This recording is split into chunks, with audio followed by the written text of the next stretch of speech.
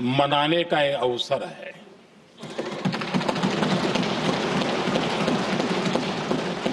संविधान के 75 वर्ष की यात्रा, यादगार यात्रा और विश्व के सबसे महान और विशाल लोकतंत्र की यात्रा, इसके मूल में हमारे संविधान निर्माताओं की दीर्घदृष्टि, हमारे संविधान निर्माताओं का योगदान और जिसको लेकर के आज हम आगे बढ़ रहे हैं, ये 75 वर्ष पूर्ण होने पर एक उत्सव मनाने का पल है।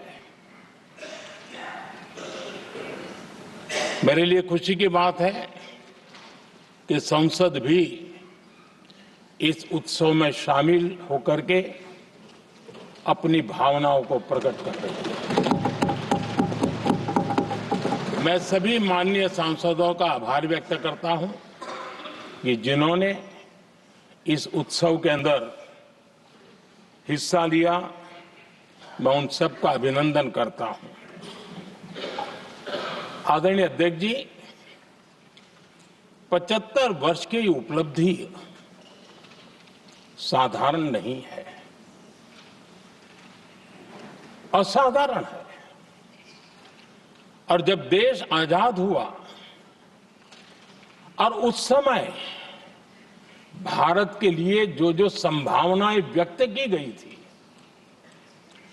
उन सभी संभावनाओं को निरस्त करते हुए, परास्त करते हुए भारत का संविधान हमें यहां तक ले आया है।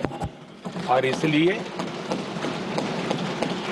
इस महान उपलब्धि के लिए संविधान निर्माताओं के साथ साथ मैं देश के कोटि कोटि नागरिकों का आदरपूर्वक नमन करता हूं, जिन्होंने इस भावना को, इस नई व्यवस्था को जी करके दिखाया है। संविधान निर्माताओं की जो भावनाएं थी, उसको जीने में पिछले 75 साल भारत का नागरिक हर कसौटी पर खरा उतरा है। और इसलिए भारत का नागरिक सर्वाधिक अभिनंदन का अधिकारी है। आदरणीय सभापति जी, संविधान निर्माता इस बात में बहुत सजग थे। वो ये नहीं मानते थे कि भारत का जन्म 1947 में हुआ है। वो ये नहीं मानते थे कि भारत में लोकतंत्र 1950 से आ रहा है। वे मानते थे यहां की महान परंपरा को, महान संस्कृति को, महान विरासत को, हजारों साल की उस यात्रा को, उसके प्रति वो सजग थे। उनको इस बात का पूरा भान था। आदरणीय सभापति जी, भारत का लोकतंत्र, भारत का गणतांत्रिक अतीत बहुत ही समृद्ध रहा है, विश्व के लिए प्रेरक रहा है। और तभी तो भारत आज मदर ऑफ डेमोक्रेसी के रूप में जाना जाता है। हम सिर्फ विशाल लोकतंत्र है इतना नहीं, हम लोकतंत्र की जननी है। आदरणीय सभापति जी,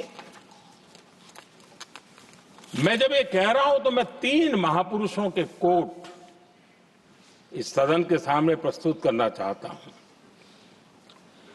राजर्षि पुरुषोत्तम दास टंडन जी, मैं संविधान सभा के अंदर हुई चर्चा का उल्लेख कर रहा हूं। उन्होंने कहा था, सदियों के बाद हमारे देश में एक बार फिर ऐसी बैठक बुलाई गई है यह हमारे मन में अपने गौरवशाली अतीत की याद दिलाती है। जब हम स्वतंत्र हुआ करते थे, जब सभाएं आयोजित की जाती थी जिसमें विद्वान लोग देश के महत्वपूर्ण मामलों पर चर्चा करने के लिए मिला करते थे। दूसरा कोट मैं पढ़ रहा हूं डॉक्टर राधाकृष्णन जी का। वे भी इस संविधान सभा के सदस्य थे। उन्होंने कहा था, इस महान राष्ट्र के लिए गणतांत्रिक व्यवस्था नई नहीं है। हमारे यहां ये इतिहास के शुरुआत से ही है। और तीसरा कोट मैं बाबा साहब आंबेडकर का कह रहा हूं। बाबा साहब आंबेडकर जी ने कहा था, ऐसा नहीं है कि भारत को पता नहीं था कि लोकतंत्र क्या होता है। एक समय था जब भारत में कई गणतंत्र हुआ करते थे। आदरणीय सभापति जी, हमारे संविधान के निर्माण की प्रक्रिया में हमारी देश की नारी शक्ति ने संविधान को सशक्त करने में बहुत बड़ी भूमिका निभाई थी। संविधान सभा में 15 माननीय महिला सदस्य थी और सक्रिय सदस्य थी। मौलिक चिंतन के आधार पर उन्होंने संविधान सभा की डिबेट को समृद्ध किया था। और वे सभी बहनें अलग अलग बैकग्राउंड थी, अलग अलग क्षेत्र की थी। और संविधान में उन्होंने जो जो सुझाव दिए, उन सुझावों का संविधान के निर्माण पर बहुत बड़ा प्रभाव रहा था। और हमारे लिए गर्व की बात है कि दुनिया के कई देश आजाद भी हुए, संविधान भी बने, लोकतंत्र भी चला, लेकिन महिलाओं को अधिकार देने में दशकों बीत गए थे। लेकिन हमारे यहां शुरुआत से ही महिलाओं को वोट का अधिकार संविधान में दिया गया। आदरणीय सभापति जी, जब G20 समिट हुई, उसी भावना को आगे बढ़ाते हुए, क्योंकि संविधान की भावना को लेकर के हम सब जीने वाले लोग हैं, हमने G20 की अध्यक्षता के दरमियान विश्व के सामने विमेन लेड डेवलपमेंट का विचार रखा। और विश्व के अंदर विमेन डेवलपमेंट से अब आगे जाने की जरूरत है। और इसलिए हमने विमेन लेड डेवलपमेंट की चर्चा को अंजाम दिया। इतना ही नहीं, हम सभी सांसदों ने मिलकर के एक स्वर से नारी शक्ति बंधन अधिनियम पारित करके हमारी महिला शक्ति को भारतीय लोकतंत्र में उनकी भागीदारी सुनिश्चित करने के लिए हम लोगों ने कदम उठाए। आदरणीय सभापति जी, आज हम देख रहे हैं हर बड़ी योजना के सेंटर में महिलाएं होती है। और ये जब संविधान के हम 75 वर्ष मना रहे हैं, ये संयोग है और अच्छा संयोग है कि भारत के राष्ट्रपति के पद पर एक आदिवासी महिला विराजमान। ये हमारे संविधान की भावना की एक अभिव्यक्ति भी है।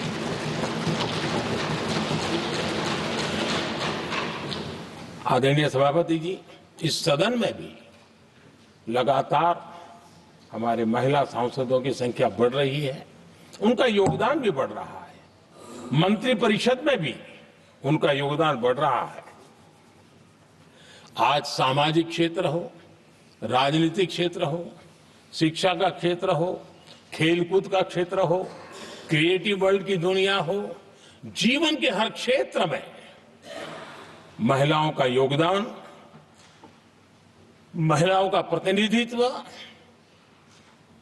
देश के लिए गौरव दिलाने वाला रहा है। विज्ञान के क्षेत्र में, खास करके स्पेस टेक्नोलॉजी में उनके योगदान की सराहना हर हिंदुस्तानी बड़े गर्व के साथ कर रहा है। और इन सब की सबसे बड़ी प्रेरणा हमारा संविधान है। आदरणीय सभापति जी, हमारा देश बहुत तेज गति से विकास कर रहा है। भारत बहुत ही जल्द विश्व की तीसरी बड़ी आर्थिक शक्ति बनने की दिशा में बहुत मजबूत कदम रख रहा है। और इतना ही नहीं, ये 140 करोड़ देशवासियों का संकल्प है कि जब हम आजादी की शताब्दी मनाएंगे, हम इस देश को विकसित भारत बना करके रहेंगे। ये हर भारतीय का संकल्प है, ये हर भारतीय का सपना है। लेकिन इस संकल्प से सिद्धि के लिए सबसे बड़ी आवश्यकता है, वो है भारत की एकता। हमारा संविधान भी भारत की एकता का आधार है। हमारे संविधान के निर्माण कार्य में इस देश के बड़े बड़े दिग्गज थे, स्वतंत्रता सेनानी थे, साहित्यकार थे, विवेचक थे, सामाजिक कार्यकर्ता थे, शिक्षाविद थे, कई फील्ड के प्रोफेशनल्स थे, मजदूर नेता थे, किसान नेता थे, समाज के हर वर्ग का प्रतिनिधित्व था और सबके सब भारत की एकता के प्रति बहुत ही संवेदनशील थे। जीवन के भिन्न भिन्न क्षेत्र से आए हुए, देश के अलग अलग भूभाग से आए हुए सभी लोग इस बात के प्रति सजग थे। और बाबा साहब अंबेडकर जी ने चेताया था। मैं बाबा साहब का कोट पढ़ रहा हूं। बाबा साहब अंबेडकर ने कहा था, समस्या ये है कि देश में जो विविधता से भरा जनमानस है, उसे किस तरह एक मत किया जाए, कैसे देश के लोगों को एक दूसरे के साथ होकर निर्णय लेने के लिए प्रेरित किया जाए, जिससे कि देश में एकता की भावना स्थापित हो। आदरणीय सभापति जी, मुझे बड़े दुख के साथ कहना है कि आजादी के बाद एक तरफ संविधान निर्माताओं के दिल दिमाग में एकता थी, लेकिन आजादी के बाद विकृत मानसिकता के कारण या स्वार्थवश अगर सबसे बड़ा प्रहार हुआ तो देश की एकता के मूल भाव पर प्रहार हुआ। विविधता में एकता, ये भारत की विशेषता रही है। हम विविधता को सेलिब्रेट करते हैं और इस देश की प्रगति भी विविधता को सेलिब्रेट करने में है। लेकिन गुलामी की मानसिकता में पले बड़े लोगों ने, भारत का भला न देख पाने वाले लोगों ने, और जिनके लिए हिंदुस्तान 1947 में ही पैदा हुआ, ये जो धारणा बननी थी, उनके लिए वो विविधता में विरोधाभास ढूंढते रहे। इतना ही नहीं, विविधता के इस अमूल्य खजाना है हमारा, उसको सेलिब्रेट करने के बजाय उस विविधता में ऐसे जहरीले बीज बोने के प्रयास करते रहे ताकि देश की एकता को चोट पहुंचे। आदरणीय सभापति जी, हमें विविधता का उत्सव हमारे जीवन का अंग बनाना होगा और वही बाबा साहब आम्बेडकर को सच्ची श्रद्धांजलि होगी। आदरणीय सभापति जी, मैं संविधान के प्रकाश में ही मेरी बातों को रखना चाहता हूं और इसलिए अगर आप हमारी नीतियों को देखेंगे, पिछले 10 साल देश की जनता ने हमें जो सेवा करने का मौका दिया है, हमारी निर्णयों की प्रक्रिया को देखेंगे तो भारत की एकता को मजबूती देने का निरंतर हम प्रयास करते रहे हैं। आर्टिकल 370 देश की एकता में रुकावट बना पड़ा था, दीवार बना पड़ा था। देश की एकता हमारी प्राथमिकता थी, जो कि हमारी संविधान की भावना थी और इसलिए धारा 370 को हमने जमीन पर काट दिया, क्योंकि देश की एकता हमारी प्राथमिकता है। आदरणीय सभापति जी, इस इतने बड़े विशाल देश में अगर आर्थिक रूप से हमें आगे बढ़ना है, हमारी व्यवस्थाओं को और विश्व को भी निवेश के लिए आना है, तो भारत में अनुकूल व्यवस्थाएं चाहिए और उसी में से हमारे देश में एक लंबे अरसे तक जीएसटी को लेकर के चर्चा चलती रही। मैं समझता हूं इकोनॉमिक यूनिटी के लिए जीएसटी ने बहुत बड़ी भूमिका अदा की है। उस समय पहले की सरकार का भी कुछ योगदान है।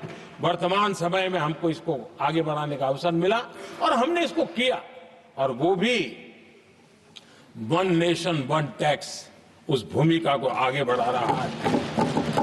आदरणीय सभापति जी, हमारे देश में राशन कार्ड गरीब के लिए बहुत बड़ी मूल्यवान दस्तावेज रहा है, लेकिन गरीब अगर एक राज्य से दूसरे राज्य जाता था तो गरीब कुछ भी उसके प्राप्त करने का हकदार नहीं बनता था। इतना बड़ा देश पर उसका किसी भी कोने में जाए उसका उतना ही अधिकार है। एकता के उस भाव को मजबूत करने के लिए हमने one nation one ration card की बात को मजबूत किया। आदरणीय सभापति जी, देश के गरीब को, देश के सामान्य नागरिक को अगर मुफ्त में इलाज मिले तो गरीबी से लड़ने की उसकी ताकत अनेक गुना बढ़ जाती है। लेकिन उसके लिए जहां वो काम करता है वहां पर तो मिल जाए, लेकिन किसी काम बस वो बाहर गया है और वहां पर वो जीवन और मृत्यु की लड़ाई लड़ता हो, ऐसे समय अगर उसको सुविधा नहीं मिलेगी तो व्यवस्था किस काम की। और इसलिए देश की एकता के मंत्र को जीने वाले हम लोगों ने ये तय किया कि one nation one health card, और इसलिए हमने आयुष्मान भारत योजना बनाई। आज बिहार के दूर दराज क्षेत्र का व्यक्ति भी अगर पुणे में कुछ काम कर रहा है और अचानक बीमार हो गया तो उसके लिए आयुष्मान कार्ड होना बहुत इनफ है, उसकी सेवा मिल सकती है। आदरणीय सभापति जी, हम जानते हैं देश में कई बार ऐसा हुआ कि देश के एक हिस्से में बिजली थी लेकिन बिजली सप्लाई नहीं हो रही थी और उसके कारण दूसरे इलाके में अंधेरा था। और पिछली सरकार में हमने विश्व के अंदर भारत की बदनामी हेडलाइन से हुआ करती थी अंधेरे की, वो दिन हमने देखे हैं। और तब जाकर के एकता के मंत्र को लेकर के संविधान की भावना को जीने वाले हम लोगों ने वन नेशन वन ग्रिड को परिपूर्ण कर दिया और इसलिए आज बिजली के प्रवाह को निर्विरोध रूप से हिंदुस्तान के हर कोने में ले जाया जा सकता है। आदरणीय सभापति जी, हमारे देश में इंफ्रास्ट्रक्चर में भी भेदभाव की बू आती रही है। हमने उसे मिटा करके देश की एकता को ध्यान में रखते हुए, एक संतुलित विकास को ध्यान में रखते हुए हमने उस भेदभाव, उस भावना को खत्म करके एकता को मजबूत किया। हमने नॉर्थ ईस्ट हो या जम्मू कश्मीर हो, हिमालय की गोद के इलाके हो या रेगिस्तान के सटे हुए इलाके हो, हमने पूरी तरह इंफ्रास्ट्रक्चर को एक सामर्थ्य देने का प्रयास किया है ताकि एकता के भाव को अभाव में से कारण कोई दूरी पैदा न हो, उसमें से बदलने का हमने काम किया। आदरणीय सभापति जी, युग बदल चुका है और हम नहीं चाहते हैं कि डिजिटल के क्षेत्र में हैव्स एंड हैव्स नॉट की स्थिति बन जाए। देश के लिए समान रूप से, और इसलिए दुनिया के अंदर बड़े गर्व के साथ हम कहते हैं कि भारत का जो डिजिटल इंडिया की जो सक्सेस स्टोरी है, उसका एक कारण है हमने टेक्नोलॉजी को डेमोक्रेटाइज करने का प्रयास किया है और उसी का भाग है ये हमारे संविधान निर्माताओं ने हमें दिशा दिखाई है कि हमने ऑप्टिकल फाइबर हिंदुस्तान की हर पंचायतों तक ले जाने का प्रयास किया है ताकि भारत की एकता को मजबूती देने में हमें ताकत मिले। आदरणीय सभापति जी, हमारा संविधान की अपेक्षा है एकता की, और इसी को ध्यान में रखते हुए हमने मातृभाषा के महात्म्य को स्वीकारा है। मातृभाषा को दबा करके हम देश के जनमानस को संस्कारित नहीं कर सकते।